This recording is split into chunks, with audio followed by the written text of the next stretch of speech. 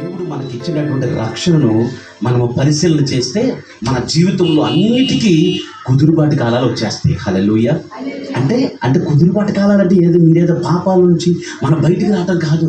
అంటే ఆదాము ద్వారా ఏ నష్టం అయితే మన జీవితం మీదకి వచ్చిందో ఆ నష్టం అంతా కూడా ఏమైపోవాలంట, ఆశీర్వాదకరంగా మార్చబడాలి. అప్పుడే యేసయ్యకి భూమి మీదకి రావడానికి ఒక రాజమార్గం ఉంటుంది. జయించువానికి ఆయన ఏమన్నాడు తెలుసు? ప్రకటన గ్రంథంలో, జయించువానికి మరుగై ఉన్న ఆహారం పెడతాడు ఆయన. అంటే నీకు ఇప్పుడు వరకు ఎవడు చెప్పనటువంటి మాటలు నీ చెవిని పెడతాడు ఆయన. హల్లెలూయా. ఈ రాత్రి అలాంటి మాటలు కనుక మీ చెవిని పడుతున్నట్లయితే మీరు ఏమవుతుందో తెలుసా?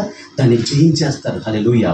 దీన్ని ఆదాము ద్వారా ఏదైతే నీ మీదకు వచ్చిందో నష్టము, ఆ నష్టం అంతా కూడా ఏమవుతుంది తెలుసా? అవలంతే. హల్లెలూయా. ఎందుకని? దేవుని కోపం నీ మీద ఉందా? చల్లారిపోయిందా? ఆదాము మీద ఉన్నటువంటి కోపడినటువంటి ఆ కోపం ఇప్పటికి ఉందా? అది చల్లారిపోయిందా? అది అంటే మనం ఏం చేయాలి తెలుసా?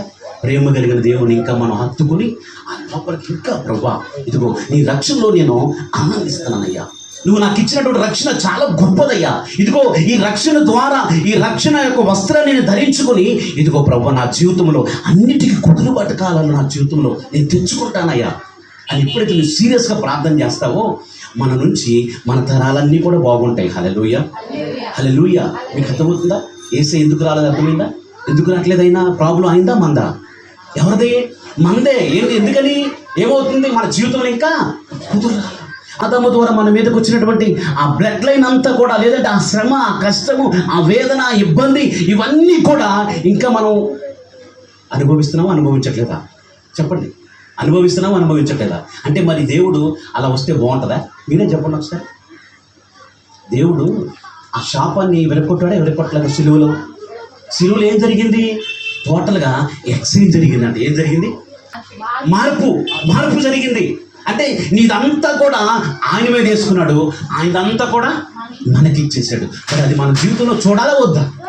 చెప్పాలా? చూడాలా వద్దా? అందుకని దేవుడు అన్నాడు కదా, ఇదిగో అప్పటి వరకు ఆయన అక్కడే. మీకు అర్థమవుతుందా? అంటే ఇప్పుడు మన భూమి మీద పని ఉందా లేదా? భూమి మీద మనం సీరియస్గా పని చేయాలా వద్దా? లేదంటే క్యాజువల్గా ఏదో మన పని మనం చేసుకుని చక్కగా మార్నింగ్ టిఫిన్ బాక్స్ కట్టేసుకుని పనికి వెళ్ళిపోయి ఒక నెలకు ఒక 6,000 9,000 తెచ్చుకుని 10,000 తెచ్చుకుని ఇదిగో ప్రభువా నువ్వు ఇచ్చిన ఈ ఆశీర్వాదం కొరకు నీకు థ్యాంక్స్ డాడీ అనే కాలాన్ని ముగిస్తూ గోతులోకి వెళ్ళిపోతే బాగుంటుందా? ప్రభువా ఇలా కాదు నాయనా, ఇదిగో ఆదాము ద్వారా లోకం మీదకి వచ్చిన నా మీదకి వచ్చిన కష్టం అనే కాడి నా మీద నుంచి వెరకొట్టబడాలి ప్రభువా, నిన్ను వెరకొట్టుకుంటే బాగుంటుందా? చెప్పాలి మీరు. అందుకని ఆయన అక్కడే ఉన్నాడు. ఎక్కడున్నాడు ఆయన? అక్కడే. కారణం ఎవరు? మనమే. అందుకని మనం రక్షణని నిర్లక్ష్యం చేయడానికి లేదు. నేను నిర్లక్ష్యం చేయకూడదు, రక్షణ నిర్లక్ష్యం చేయడానికి వీలేదు. రక్షణ కనుక నువ్వు నిర్లక్ష్యం చేసావంటే తప్పదు, మనకు భారీ మూల్యం. అంటే యేసు మన ద్వారా ఆయన పొందాల్సిన మహిమను మనం ఆయనకి ఇవ్వలేదనుకోండి, అదేమవుతుంది తెలుసా? అది నువ్వు ఆయనకి మార్గాన్ని ఒక రాజమార్గం వేసినట్టు కాదు. నువ్వు ఆయనకి ఆయన మహిమ కలిగిన దేవుడా, మహిమ లేని దేవుడా? చెప్పాలి అందరూ.